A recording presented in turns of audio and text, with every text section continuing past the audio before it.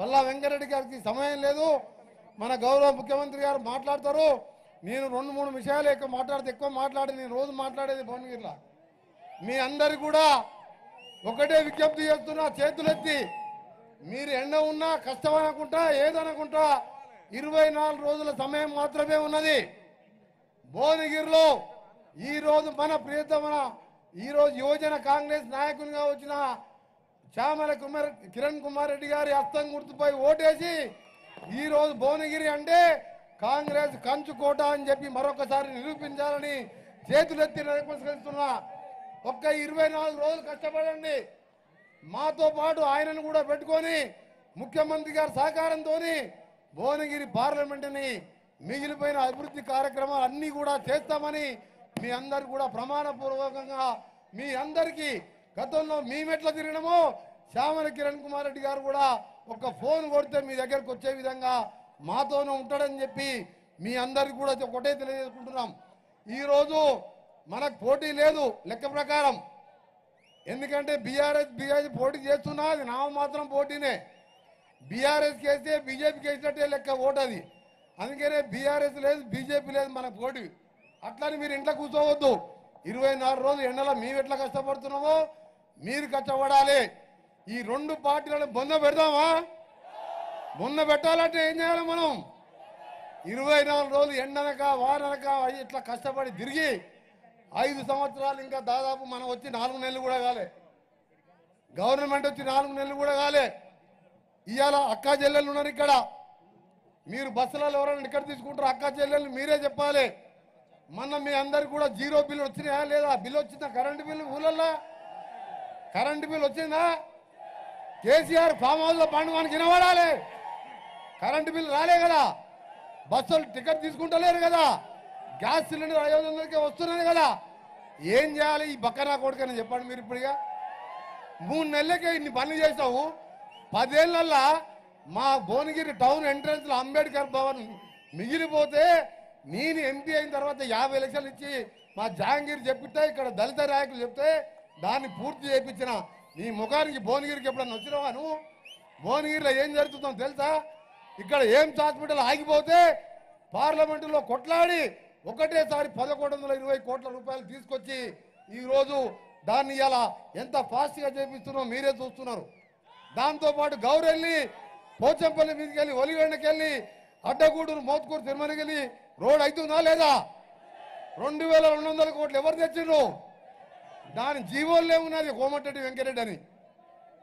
నేను ఒకటే అడిగిన, కిషన్ రెడ్డి గారు టూరిజం మినిస్టర్ అయితే అరే నువ్వు తెలంగాణ క్యాబినెట్ ర్యాంక్ వచ్చినావా అని పోయి 2 గంటలు కూర్చొని మా భువనగిరి కిల్లా పైన ఆంజనేయ స్వామి టెంపుల్ ఉన్నది, రాణి రుద్రమాదేవి అక్కడ ఉండి పోరాటం చేసింది, పైన ఈత కొలను ఉన్నది, ఒక రోప్వే పెట్టవా 100 కోట్లు ఇవ్వమంటే 10 సార్లు తిరిగితే కిషన్ రెడ్డికి 100 కోట్లు చేతగాలే.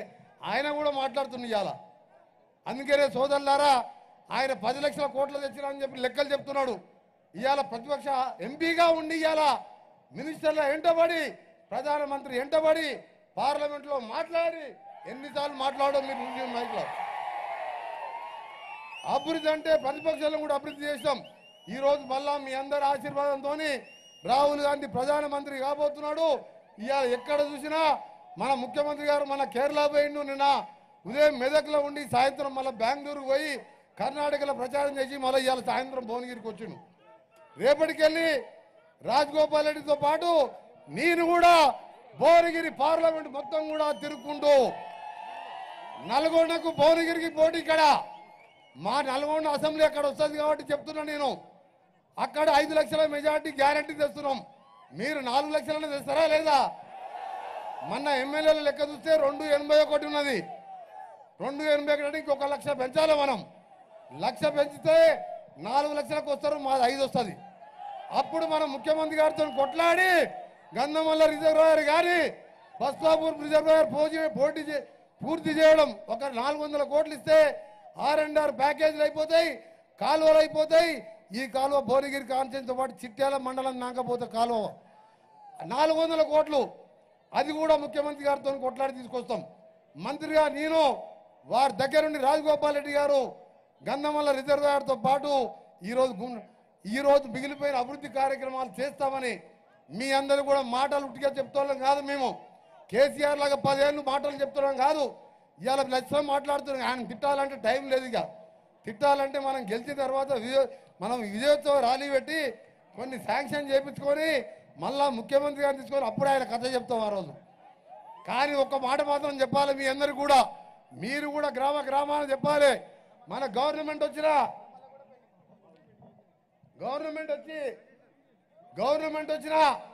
4 రోజులకెళ్ళి ఆయన కొడుకు మొదలుపెట్టాడు ఈ గవర్నమెంట్ ఉండదు అని.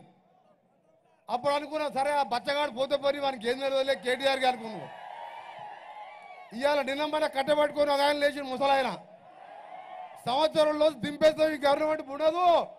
104 మంది ఉంటే మమ్మల్ని దింపుతాను. అరే నువ్వంటే చేతగాని కానీ దింపుతానికి చూసి మోడీ. ఇక్కడ ఉన్నది ఎవరు? ఇక్కడ హైటెన్షన్ వైరు. ఇక్కడ ఉన్నది ఎవరు? బండ సామారం పోయి సబ్ స్టేషన్ లో నీ బండారం బయట పెట్టి పవర్ ట్రాన్స్ఫార్మర్. ఇది కోమరెడ్డి ఎవరు? రాజగోపాల్ రెడ్డి ఎవరు? Power transformer. దింపుతావా? దింపితే నీ ఆఫీస్ గురించి చెప్పిన ఆ రోజు ఆయన కట్టపట్టుకొని తిరిగే ముసలాయన అన్న రోజే చెప్పిన నల్గొండలో ప్రెస్ మీట్ పెట్టి మళ్ళొకసారి దింపుతా అంటే రాత్రి నీ టీ ఆఫీసుని పునాదులతో సహా లేపేస్తా అని చెప్పిన. మళ్ళా కూడా చెప్తున్నా, అరే పెద్ద మనిషి 10 ఏళ్ళు ముఖ్యమంత్రి చేసినాం. మీ పిల్లగారికి కొడుకు అంటే బుద్ధి లేదు. అమెరికాలో బతికొచ్చిన రాజకీయాలు అంటే తెలియలేదు. ప్రజాస్వామ్యంలో 10 ఏళ్ళు ముఖ్యమంత్రి ఉన్నవాని ఎట్లా దింపుతారా? నీ అయ్యా జాగిరా నా కొడుక. ఇవాళ ఇంత కష్టపడి నువ్వు ఎన్ని కేసులు పెట్టావు? ఇవాళ ఒక్కొక్క కార్యకర్త మీద 50 కేసులు ఉన్నాయి. నా మీద 20 కేసులు పెట్టి నువ్వు ఇంత కష్టపడి తెలంగాణ కోసం కొట్లాడి ఇదే గడ్డ మీద రావి నారాయణ రెడ్డి ఆ రోజు రజాకారులను తరిమి కొట్టిన మొదటి తెలంగాణ సాయుధ పోరాట వీరుడు రావి నారాయణ రెడ్డి. ఇదే గడ్డ మీద మొదలుపెట్టిన తెలంగాణ మొదటి దశలో రాజీనామా చేసింది ఎవరు? కొండా లక్ష్మణ్ బాబుజీ. ఈ ప్రాంత ఎమ్మెల్యేగా ఉన్న మన ప్రీతమ నాయకుడు. ఆయన తెలంగాణ వస్తే తప్ప పదవి తీసుకోవాలని చెప్పిండు.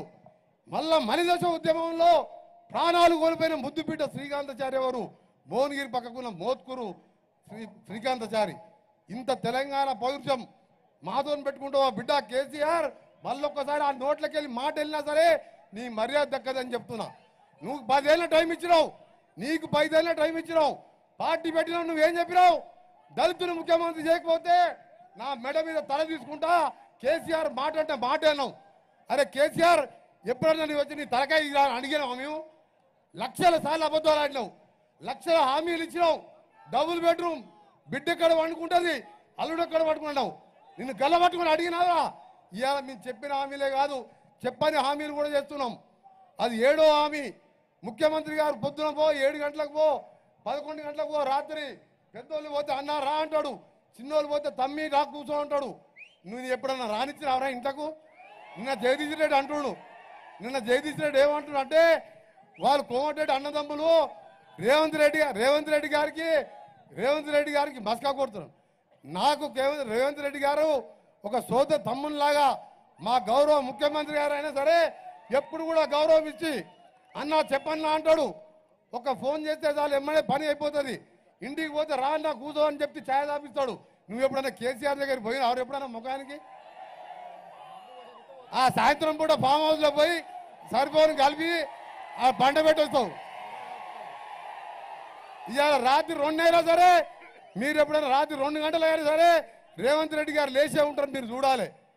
నేను మంత్రి పదవి మసక కొట్టుడు కాదు, మంత్రి పదవిని ఎడమ కాలి చెప్పుతో సహా బయట పడేసినాడ. అలాంటి ఇవాళ రేవంత్ రెడ్డి గారు కాదు, మా పార్టీ ఎమ్మెల్యేలు అందరం కలిసి నాయకునిగా ముఖ్యమంత్రిగా ఈ 5 ఏళ్లే కాదు, ఇంకా 5 ఏళ్లే కాదు, తెలంగాణ భూగోళం ఉన్నంత వరకు కాంగ్రెస్ పార్టీ అధికారం ఉంటుంది. మళ్ళా చెప్తున్నా, తెలంగాణ ఇచ్చింది ఎవరు? కాంగ్రెస్ పార్టీనే కదా. మరి పాలించే అర్హత ఎవరిది? కాంగ్రెస్ పార్టీదే కదా. యాదగిరిగుట్ట లక్ష్మీ నరసింహ సాక్షిగా చెప్తున్నా. మళ్ళీ నేను చెప్తున్నా, తప్పకుండా మన గవర్నమెంట్ ఇంకా 10 కాదు 20 ఏళ్ళు ఉంటుంది. ఇవాళ స్వామివారి ఆశీర్వాదంతో, యాదగిరిగుట్ట లక్ష్మీ నరసింహ ఆశీర్వాదంతో మనం కాలాలు మంచిగా ఉండాలి. ఆ పాపాత్ముడు ముఖ్యమంత్రిగా ఉన్నప్పుడు వర్షాకాలం వచ్చినాయి కాబట్టి ఈసారి కరువు వచ్చింది. కరువు వచ్చినా దేనికి ఇబ్బంది లేకుండా ముఖ్యమంత్రి గారు ప్లాన్గా నీళ్లు కొన్ని దాచిపెట్టుకుంటూ ఇవాళ మంచినీళ్ళు ఇబ్బంది రాకుండా కాపాడుతున్నాం. మొన్ననే చెప్పి నిన్న మెదక్లో చెప్పిను ఏడుపాయల దుర్గమ్మ సాక్షిగా ఆగస్టు 15వ తారీఖు రోజు రైతులకు కానుక 2 లక్షల రూపాయల రుణమాఫీ కాబోతుంది. మీ అందరూ కూడా చెప్పాలి. మీరు నువ్వు 10 ఏళ్లలో 1 లక్ష రూపాయలు చేస్తని 10,000 12,000 10,000 ఆటానా భారానిస్తే బ్యాంకు మిత్తులకే పోయింది.